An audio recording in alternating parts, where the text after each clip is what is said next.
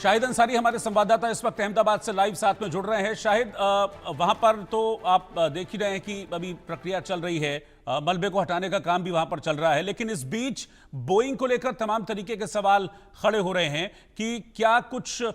लापरवाहियां रखी गई। खुद विसल ब्लोअर, उनकी कंपनी के इंजीनियर थे, वो भी सवाल खड़े कर रहे हैं बोइंग को लेकर कि ये असुरक्षित हो सकता है लंबे समय के लिए। इस तरह की बात उन्होंने की। और अब एग्जाम्पल एक हमने देखा कि कैसे बोइंग में ब्लास्ट हुआ, बोइंग नीचे गिरा और 317 लोगों की जान ले ली। जी देखिए, पहले से भी जो है इस बात को लेकर सिर्फ उनके इंजीनियर नहीं, बाकी दूसरे लोगों ने भी जो है, एक मुसाफिर ने भी जो है इसको लेकर उनके कुछ जो इंस्ट्रूमेंट थे उनको लेकर भी जो है सवालिया निशान लगाए थे। और उनके इंजीनियर ने तो इस बात को लेकर पहले भी इस बात की तरफ इशारा भी किया था।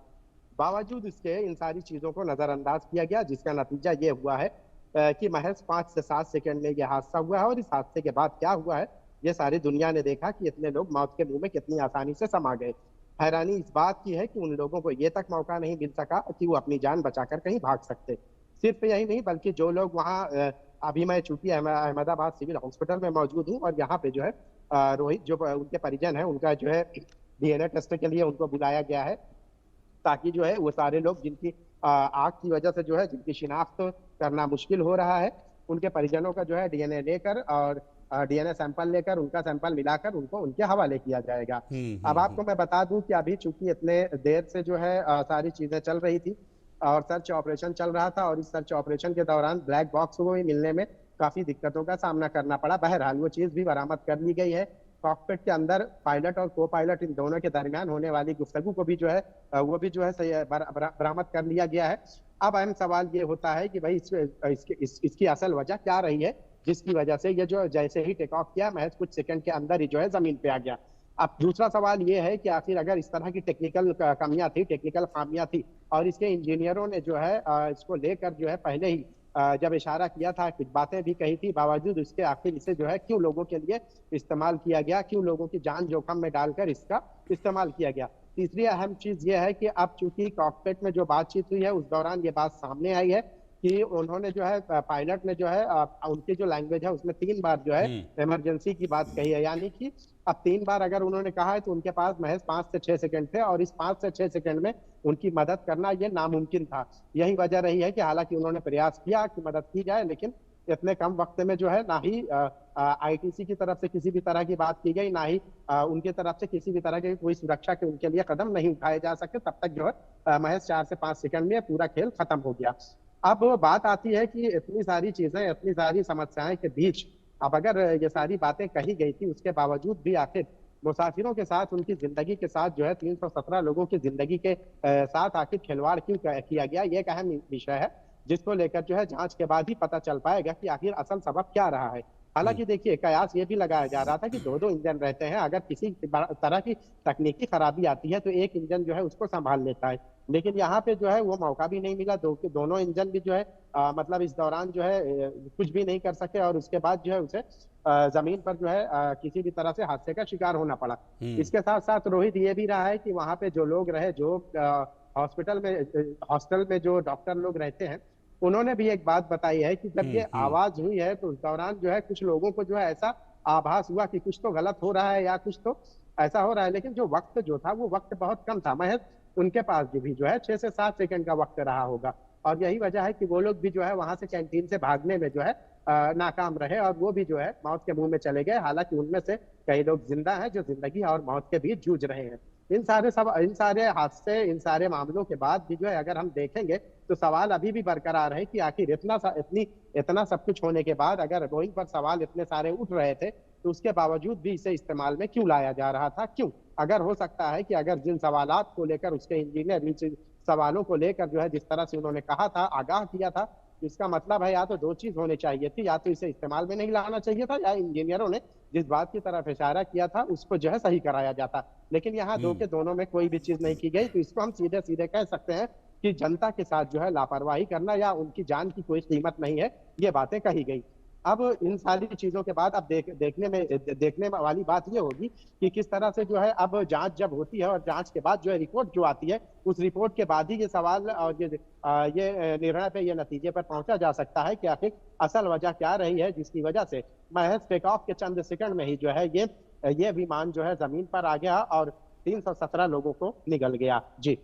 बिल्कुल शाहिद, आप मेरे साथ बने रहिए, मैं आपके पास वापस लौटता हूं क्योंकि कुछ और ऐसी रिपोर्ट छपी हैं जो कि बोइंग को लेकर, उनके क्वालिटी कंट्रोल को लेकर सवाल खड़े करती हैं। वो अपने दर्शकों को बताता हूं, मैं फिर आपके पास आऊंगा और अपडेट लेने के लिए। आप मेरे साथ बने रहिएगा। अभी मैं आपको ये बता दूं कि कुछ वक्त पहले एक ईटी की रिपोर्ट थी और ईटी की रिपोर्ट में ये बात सामने आई थी कि इस मॉडल के विमान, यानी कि जो बोइंग मॉडल का विमान है जिसका नंबर था N819AN, इसको 25 दिनों के भीतर हाइड्रोलिक लीक और फ्लैप खराबी के चलते कई बार उड़ान से हटाना पड़ा था। यह बाकायदा एक रिपोर्ट थी, मैं फिर से आपको बता रहा हूं। इस रिपोर्ट में कहा गया था कि बोइंग कंपनी के एक विमान N819AN को 25 दिनों के भीतर हाइड्रोलिक लीक और फ्लैप खराबी के चलते कई बार उड़ान से हटाना पड़ा था। और सैम सालेपुर ने इसमें और एड ऑन किया था जब उन्होंने इंटरव्यू दिया था कुछ अलग अलग इंटरनेशनल चैनल्स को, और उन्होंने बताया था बाकायदा कि 787 और 777 ड्रीमलाइनर विमान के निर्माण में सुरक्षा मानकों से समझौता किया गया है। ये उनका जिक्र है, बाकायदा ये डॉक्यूमेंटेड है सारी चीजें जो कि सैम सालेपुर ने बाकायदा कुछ इंटरव्यू के दौरान कही थी। और बोइंग पर ये गंभीर सवाल थे, लेकिन बोइंग हमेशा बच निकलता था ये कहकर कि हमारा विमान कभी हादसे का शिकार नहीं हुआ। लेकिन इस बार हादसा हुआ, और किस वजह से, किसकी खामी के चलते हादसा हुआ, क्या उसके पुर्जों में कोई कमी थी या फिर और किस तरीके का टेक्निकल फॉल्ट था, और उस टेक्निकल फॉल्ट को एक्सेप्ट करने से क्यों बोइंग पहले बचता रहा। अगर विसल ब्लोअर इस तरह की बात कहते हैं तो एक गंभीर मसला हो जाता है, क्योंकि आप ये समझ लीजिए कि आसमान में जब एक विमान उड़ रहा है तो फिर उसमें गलती की कोई भी गुंजाइश नहीं होती है। हालांकि इस बीच में एक डेवलपमेंट आपको बता दूं कि डीजीसीए यानी कि directorate general of civil aviation, Boeing और एयर इंडिया ने इस हादसे की एक जॉइंट कमेटी बनाई है और एक संयुक्त जांच शुरू हो गई है। हादसा क्यों हुआ इसकी जांच हो रही है। इसमें पायलट रिकॉर्ड, विमान का मेंटेनेंस इतिहास और ब्लैक बॉक्स डेटा की समीक्षा शामिल है। शाहिद मेरे साथ इस वक्त जुड़े हुए हैं। शाहिद, सबसे इंपॉर्टेंट पार्ट यही था कि ब्लैक बॉक्स मिल जाए, क्योंकि ब्लैक बॉक्स में वो सारी चीजें रिकॉर्ड रही होंगी एन वक्त पर जो शायद पायलट कम्युनिकेट करना चाह रहे होंगे, और ब्लैक बॉक्स मिल गया आपसे कुछ देर पहले। जी रोहित, ब्लैक बॉक्स मिल गया है। और कॉकपिट में जो है, चूंकि ये दो तरह के इंस्ट्रूमेंट होते हैं, एक तो जो कि जो पायलट की केबिन में जो कॉकपिट में जो बातचीत होती है, वहाँ की एक एक एक्टिविटी जो इंटरनल रिकॉर्ड होती है वो होती है, और एक जो उनका जो कम्युनिकेशन होता है वो, ये दोनों चीजें जो है बरामद तो कर ली गई है। और अब इन्हीं दोनों चीजों के दोनों इंस्ट्रूमेंट या जो दोनों है, इन्हीं के बेस पर जो है इसकी जो आवाज वगैरह है, ये जब इसके सुनी जाएगी, क्या बातचीत हुई इतने दिनों में, क्या क्या रहा है, आखिरी वक्त में क्या बातचीत हुई है उन्होंने, और क्या अंदर क्या बातचीत हुई है। अब देखिए, ये बातचीत को ट्रैक करके फिर इस बातचीत के आधार पर जो है ये तय किया जाएगा कि हादसे का असल, ये तो हो गया कि भाई हादसे का असल सबब क्या रहा, लेकिन इसके साथ साथ जो है भाई हादसे का असल सबब तो ये रहा है, वो बातचीत से वो चीज तो बात हो ही जाएगी, पता चल जाएगा। लेकिन टेक्निकल क्या प्रॉब्लम रही है, टेक्निकल क्या समस्या रही है, तकनीकी क्या खराबी रही है, ये सारी चीजें तो जो है बाद में ही पता चलेंगी, क्योंकि एक एक सैंपल जो कलेक्ट किए जा रहे हैं उसके बाद ही ये पता लगाया जा सकेगा कि असल में वजह क्या रही है, कि आखिर जो अहमदाबाद एयरपोर्ट से हवा में जो है उड़ता है और महज जो है कुछ सेकंड में जो है नीचे आ जाता है, तो आखिर ऐसा क्या, तो ये टेक्निकल खराबी क्या रही है, ये सारी बातों का पता तभी पता चल पाएगा जब ये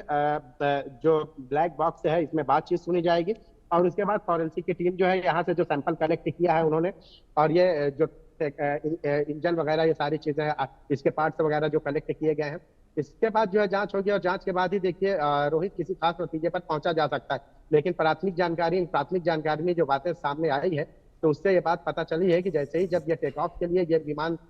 जैसे ही टेक ऑफ के लिए रेडी हुआ है, तो उस दौरान जो है कॉकपिट में बैठे जो है पायलट ने 3 बार जो है इमरजेंसी की बात कही है। तो इसका मतलब है कि उन्हें इस बात का आभास हो चुका था कि कुछ तो खराबी है, और जो विमान है वो बहुत ज्यादा जो है साथ देने वाला नहीं है। लेकिन अब ये अलग बात थी कि उन्होंने जो भांपा है वो महज 5 से 6 सेकंड का वक्त रहा होगा, और ये इतना लम्हा, इतना कम, और इतना कम वक्त जो है किसी के लिए भी शायद असंभव होगा कि वो इस दौरान जो है कोई करामत कर सके या कोई करिश्मा कर सके कि उसे बचा ले। चूंकि ऐसा भी नहीं रहा है कि लैंडिंग के समय यह हादसा पेश आया है, यह हादसा जो है टेक ऑफ के समय पेश आया है, तो जाहिर सी बात है कि उस वक्त जो है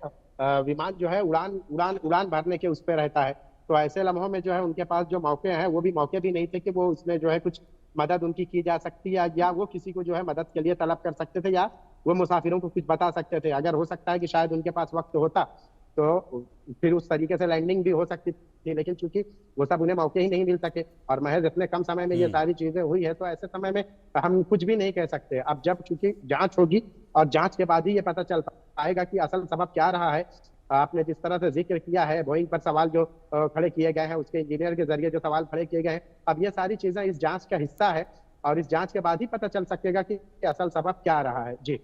शाहिद, आप वहां पर हैं और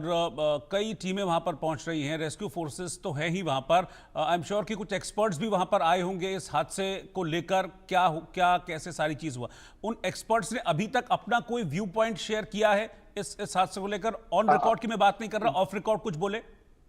जी देखिए, दरअसल रोहित कुछ बातचीत ऐसी हुई कि वहां पे जो लोग आए थे, सबसे पहले बात मैं आपको बता दूं कि अभी मैं अहमदाबाद सिविल हॉस्पिटल में हूँ। यहाँ पे जो है जो हाँ। मरीज हैं, माफ करिएगा, जो मृतक हैं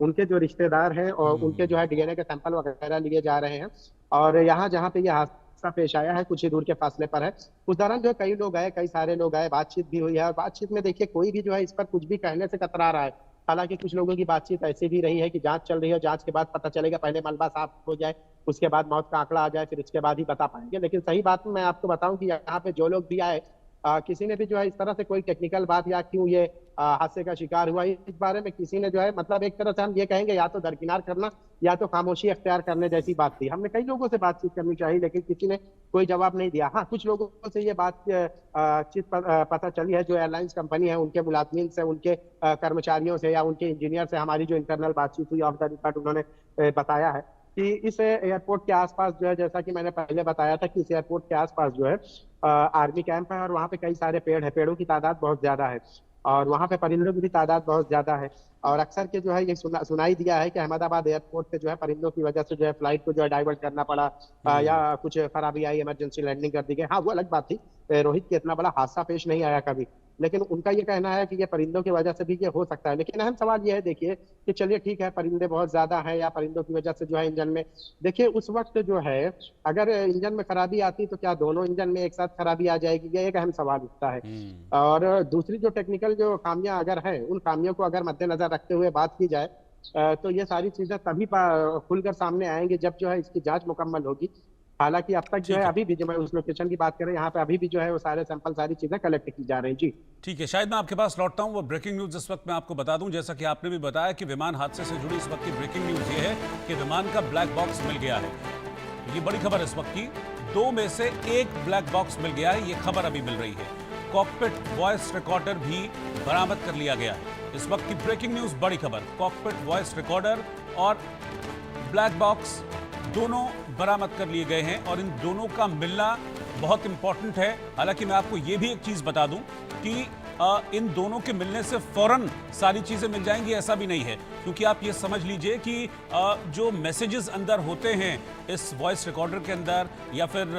ब्लैक बॉक्स के अंदर, उनको कई बार डिकोड करना पड़ता है, तो इसमें कम से कम 5, 7, 10 दिन का वक्त भी लग जाता है। तो थोड़ा सा इंतजार करना होगा और उसके बाद इस हादसे की एग्जैक्ट वजह निकलकर सामने आएगी। ये पता चल पाएगा कि कॉकपिट वॉइस रिकॉर्डर में उस दौरान क्या रिकॉर्ड हुआ, आखिरी पलों में क्या बातचीत हो रही थी दोनों पायलटों के बीच में, और ब्लैक बॉक्स में क्या मैसेज रिकॉर्ड हुआ है। इसके लिए मुझे लगता है कि 5-7 दिन कम से कम इंतजार करना होगा, तब ये डेटा निकलकर सामने आएगा, क्योंकि उसको एनालाइज भी करना पड़ता है। शाहिद लगातार मेरे साथ इस वक्त बने हुए हैं। शाहिद इस समय अहमदाबाद के सिविल हॉस्पिटल में हैं।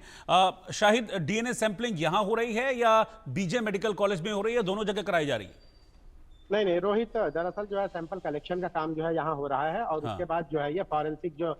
यूनिवर्सिटी है हमारा, ये गांधीनगर में, यहाँ से कलेक्ट किया जा रहा है और वहाँ इस यूनिवर्सिटी में, फॉरेंसिक यूनिवर्सिटी में उससे सैंपल को भेजा जाएगा। फिर उसकी रिपोर्ट आएगी। चूंकि यहाँ पे सारे जो है नजदीक भी है और यहाँ पे जो जाए वारदात है, जाए हादसा है, हादसे के पास ही जो है अहमदाबाद सिविल हॉस्पिटल है, तो इस हिसाब से भी कि जो रिश्तेदार है उनको भी दिक्कतों का सामना ना करना पड़े, क्योंकि यहाँ से 40-45 किलोमीटर जो है गांधीनगर इलाके में जो है फॉरेंसिक यूनिवर्सिटी है। और कहा यह भी जाता है कि किसी भी तरह के यूनिवर्सिटी में कोई सैंपल वगैरह नहीं लिया जाता, बल्कि हॉस्पिटल के थ्रू यहाँ आता है और हॉस्पिटल से जब वो डीएनए सैंपल लिया जाता है तो बाकायदा सील की जाती है और उसके बाद फॉरेंसिक यूनिवर्सिटी में जाती है।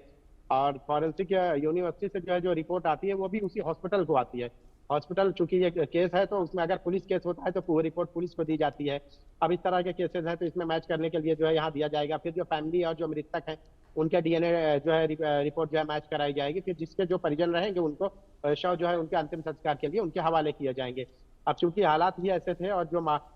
जो शव है ना, आपको मैं बता दूं कि पहचानने लायक नहीं है, इतनी बुरी तरह से जो है जल गए हैं कि जिसे बयान करना जो है नामुमकिन है। अंदाजा लगाइए कि 6 से 7 सेकंड में क्या हशर हुआ होगा जब वो लोग जो है एक ख्वाब देखते हुए लंदन जाने के सफर वो तय करने की सोच रहे थे, और जो